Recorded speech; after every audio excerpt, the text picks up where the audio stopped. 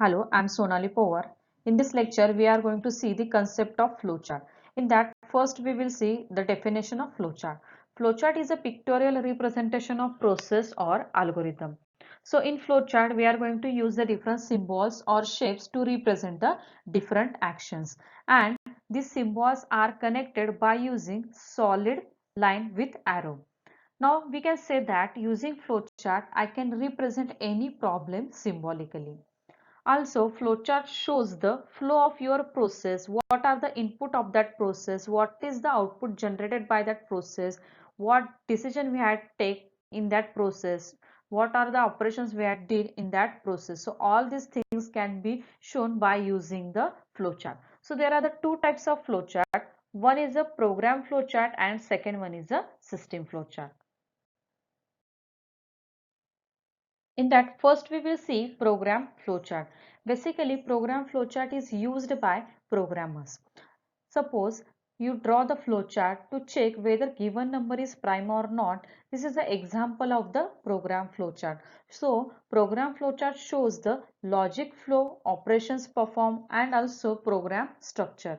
So, program flowchart broadly includes the program structure, program logic, what are the inputs for the program, what are the output generated from it, also branching looping sequence. So all these things can be shown using the program flowchart. So indirectly you can say the program flowchart is it contains the detailed information about the particular problem.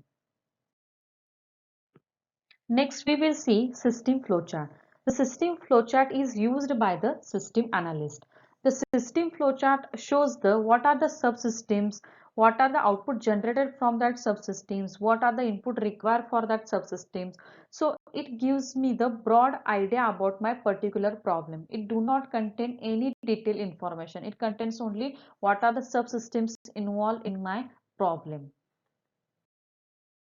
Next, we will see different flowchart symbols. In that, first symbol is input output symbol.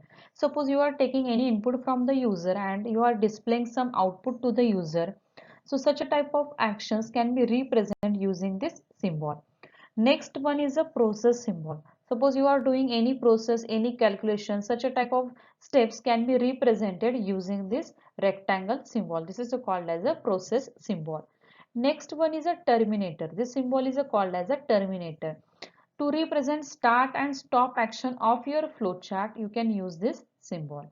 Next one is a flow line. This is a solid line with the arrow is used to connect the different steps or different symbols. Next one is a decision symbol. This symbol is used to represent the decision. It means suppose I said that if n is greater than 0, then suppose there will be two, only there are the two decision, yes or no. So such a type of things can be represented using the decision symbol. Next we will see some other symbols which are used in flowchart.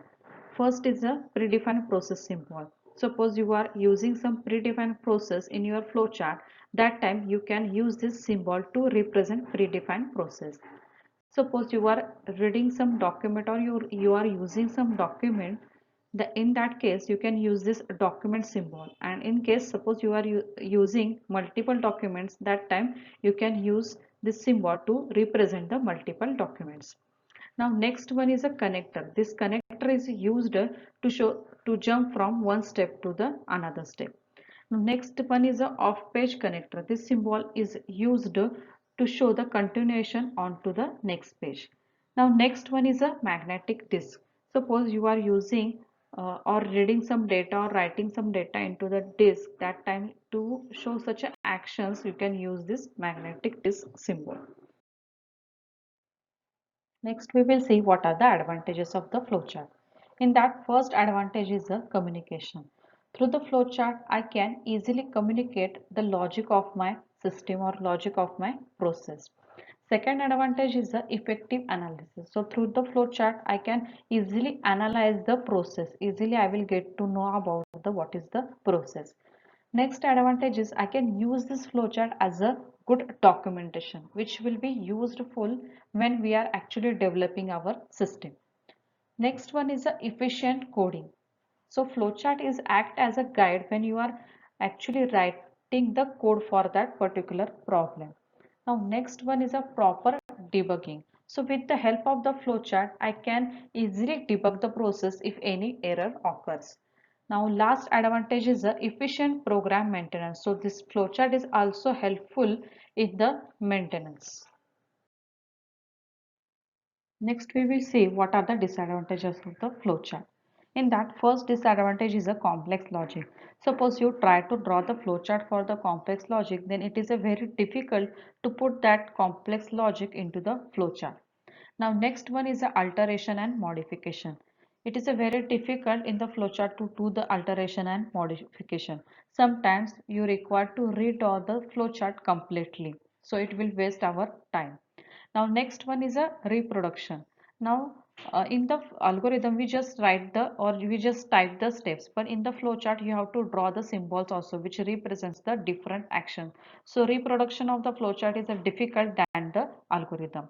Now it is also time consuming because you have to draw the symbols, so it is a time consuming. It takes a more time than the algorithm. So this is all about the flowchart.